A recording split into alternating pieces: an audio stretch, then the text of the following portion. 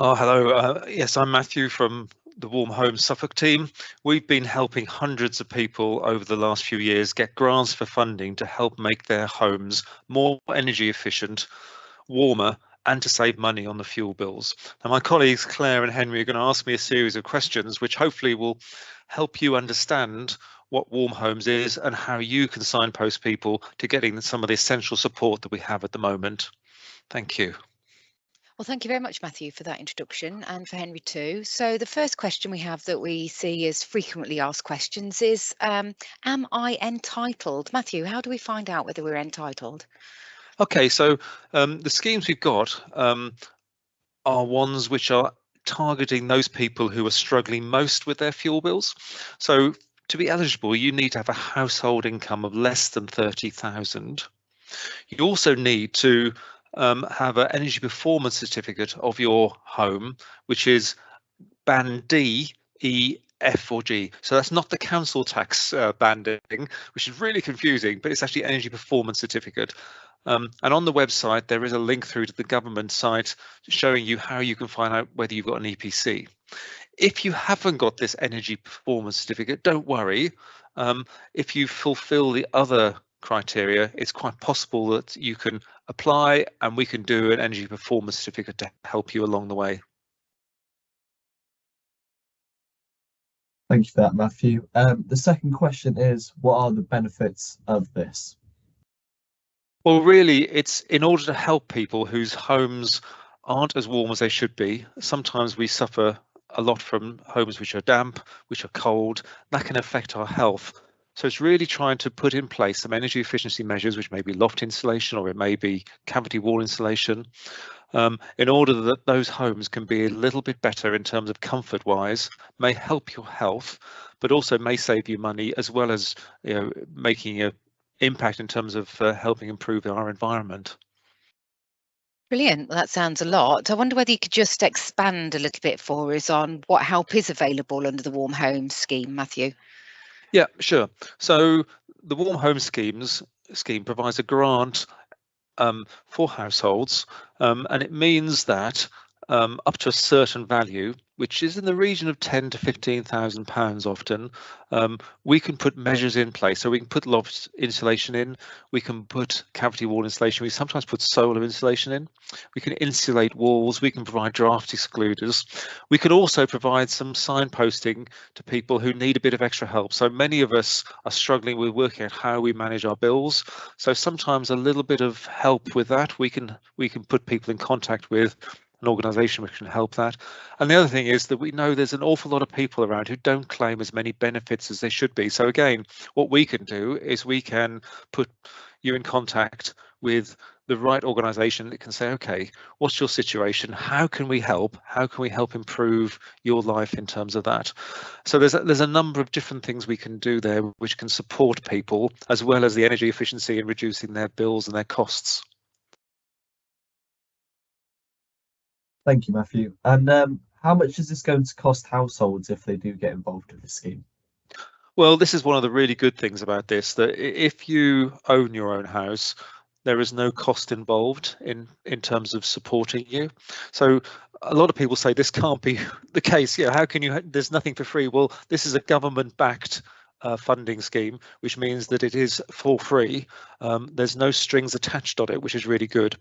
If you're living in a rented property, you can still have some work done up to a particular limit, but then the expectation is that your landlord, who you need to get approval from anyway, will pay some of the costs of actually doing whatever works need doing.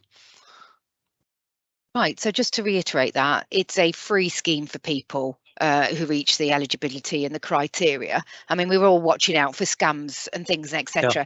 Could you just explain to us then, Matthew, where is this funding coming from?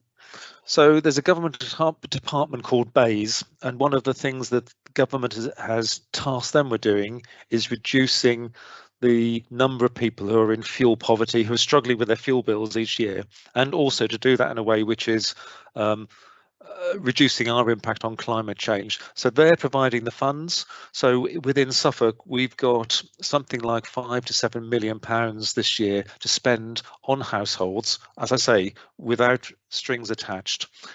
There's other schemes available as well. So there's something called Eco 4 and Eco Plus, which some of the power companies are running. And if we think you're more eligible for that, we'll signpost you in that direction.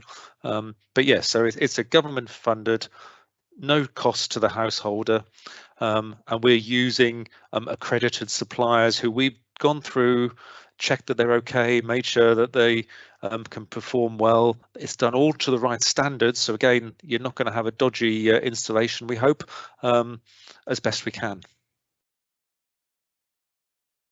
Thank you for that, Matthew. And could you explain what criteria is and what eligibility means in this scheme? Yeah, so eligibility is, are you able to be successful in getting funds for your house, a grant for your house? It really just means, can you apply?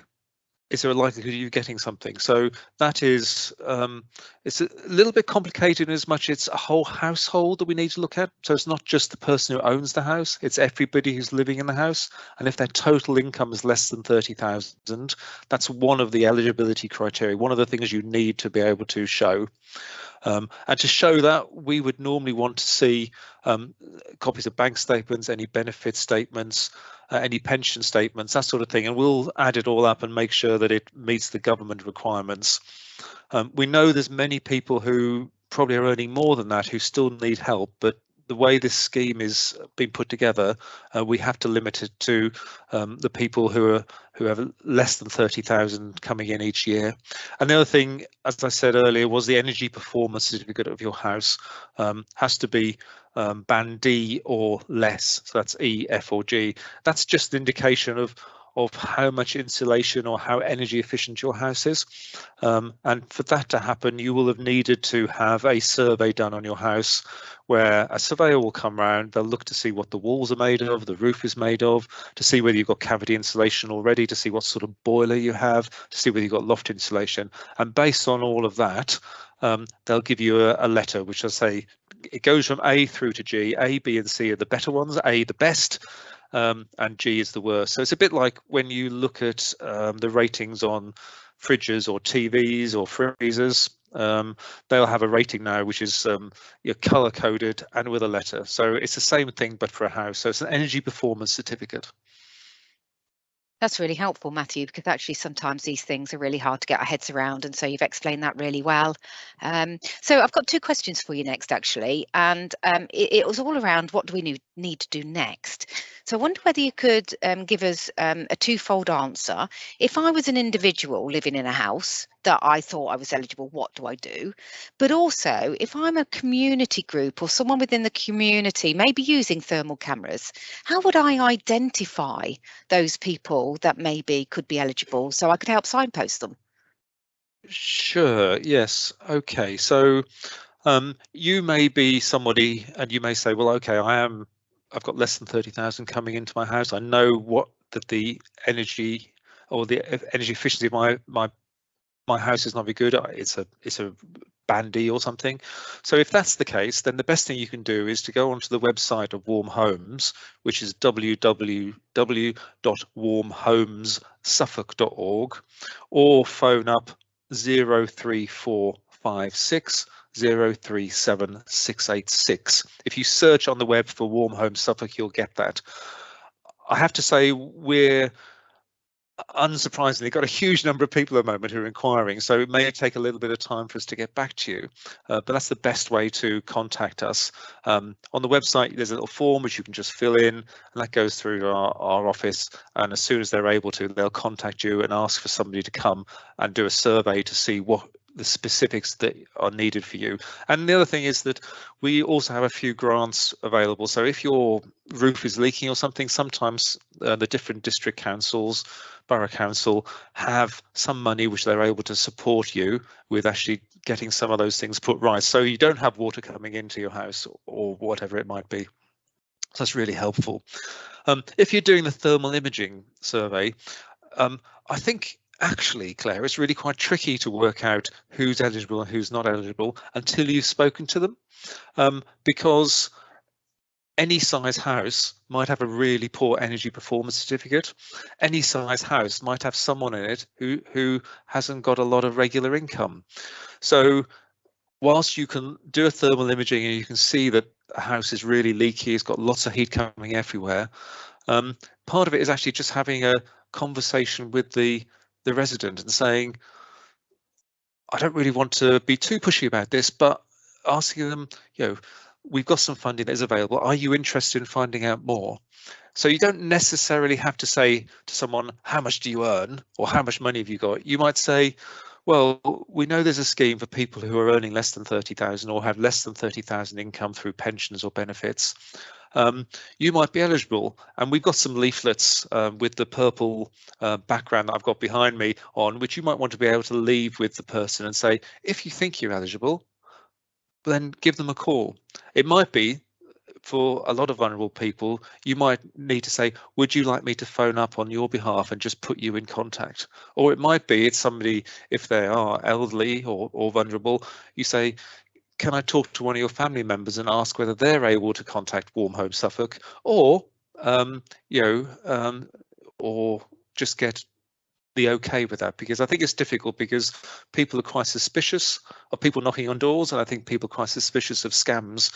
And so you need to be able to be confident we're giving good advice, which we are, but also hopefully you'll know your communities really well, so you'll be able to know a lot of the people you're talking to already, which I think is really good. It gives you an opportunity that often we don't have, because we may come in from the outside and we don't know the area, we don't know the houses, we don't know the people, but you do, and I think that's absolutely fabulous.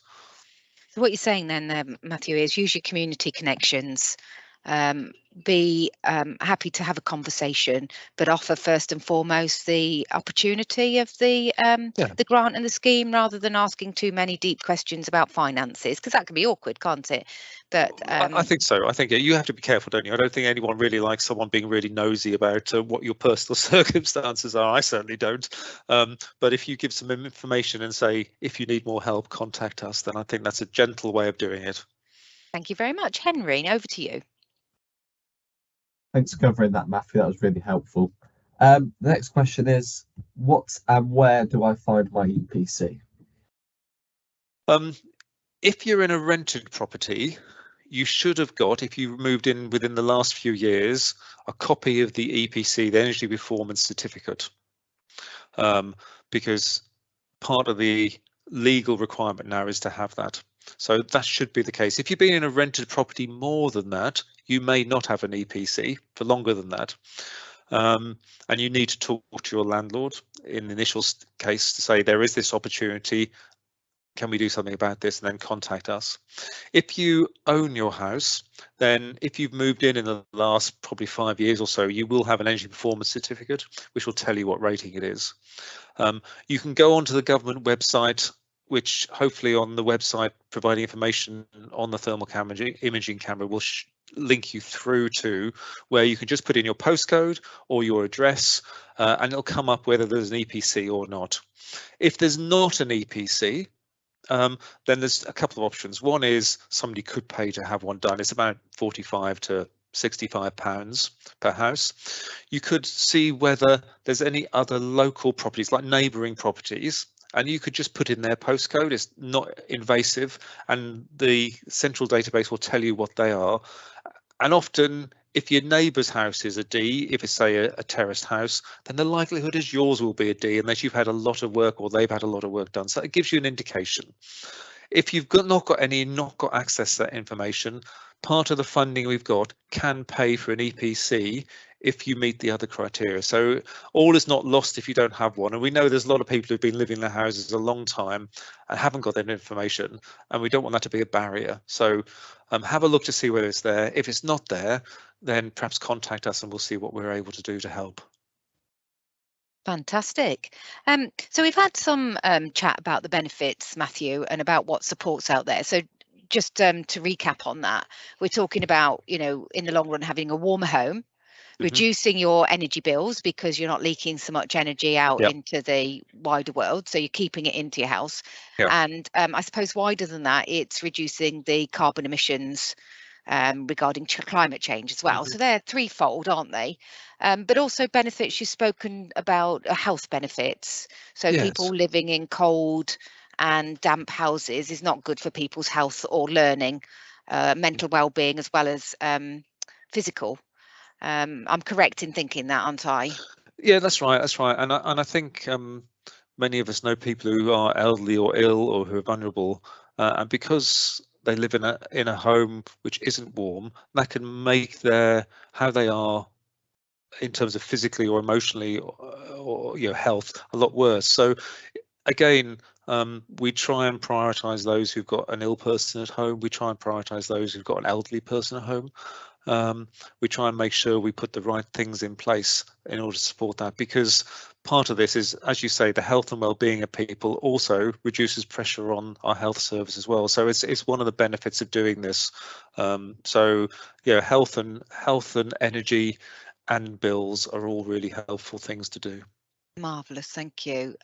You've also spoken to us before about the benefits advice and the work for minor grants as well. So there are additional things that maybe having someone come round and talk to you about the Warm Home Suffolk can create opportunities for further discussions about your house and your benefits. What I'm wondering though, Matthew, is how long will this actually take, and will there be any disruptions whilst these changes are undertaken? Sure. Well, as you would guess, in the current cost of living crisis, there's a huge demand for these grants, and we're running it quite a few weeks, so it may be 4 or 5 weeks before you get contacted back. But don't despair, we will get to you eventually, hopefully. In terms of disruption, we try and minimize that, so it depends on what is happening. So if it's something like loft insulation, then that's a relatively easy thing to do. In that it can take a morning. The downside of that is if you store a lot of things in your loft, it will need to be cleared in order that the loft insulation will be put in place. So again, we have people and contractors who can help clear a loft in order to enable loft insulation to be put in, but obviously that means it takes a bit longer. Again, cavity wall insulation can take half a day in order to do that, and that's very relatively non-invasive because it's all done from outside. If you have something a bit more complex, like external wall insulation, where they put a layer of insulation outside on your outside wall or on the inside, that is obviously more disruptive. Inside is disruptive because you may have to have electricity sockets and plumbing and stuff moved, which clearly it does mean that takes a bit of time to do and could be over a number of days a week to actually sort all that out, depending on the number of rooms that need doing. If it's on the outside, then obviously you've got things like guttering, and you've got a bit about where the roof goes down and the insulation goes up. So again, there needs to be some adjustment for that. So again, that can take a bit more time. There need to be scaffolding put up on the outside if you have external wall insulation. If you have solar panels put on, then the disruption is relatively minor, in as much as you need to have scaffolding put on the outside in order for the contractors to put the solar panels on the roof, and then you need to give them access so that they can put a what's called an inverter, which takes the electricity from the solar panels and puts it into your main system. So that means that there will be maybe half a day's work inside to do that. So it depends a bit on the type of work that's being carried out and the complexity of that, but we try and make sure our contractors keep you updated at all time in terms of how long it's going to take, what level of disruption it's going to be, and also importantly making sure they don't cause any damage and making sure they clear up after themselves in a tidy and good way. To date, it's been really good. We've had lots of positive feedback and lots of people saying how much they have been grateful for what has happened. Fantastic, thank you, Matthew. I know you mentioned before about contractors being from a creditable council, all approved. Just to recap on that, how do I know my home will be safe, and how do you go about knowing about that? So we have a number of contractors who we've checked out. Generally, people say always use a trusted trader, sort of a person where all their credentials have been checked, their financials have been checked to make sure that they're not well, they're running legally, and we've done the same for our contractors. So again, there's 3 or 4 companies which we use who will always introduce themselves. It's always possible to check with us at one of the councils that they are the contractor that we've approved and are meant to be doing the work. We'll let you know who should be contacting you, because that's important, because you need to know and people need to know who they're letting into their house. So as best we can, we always make sure people have there's good communication in terms of that, and they know who should be turning up on their doorstep.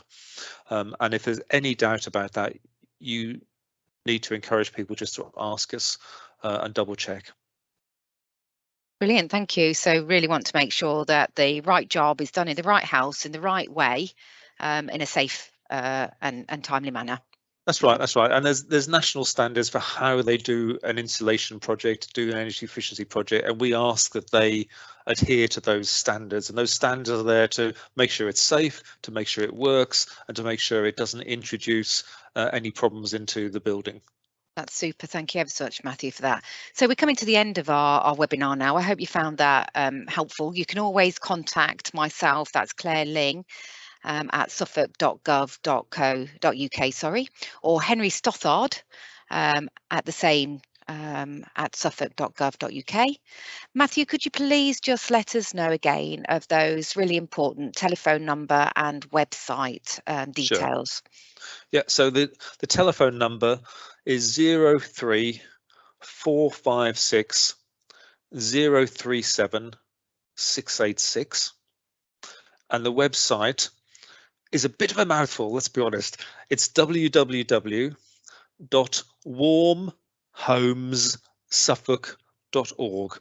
And the thing that catches me out when I write it is I miss out one of the S's in the middle. So it's Warm Homes Suffolk. So 2 S's in the middle there, .org.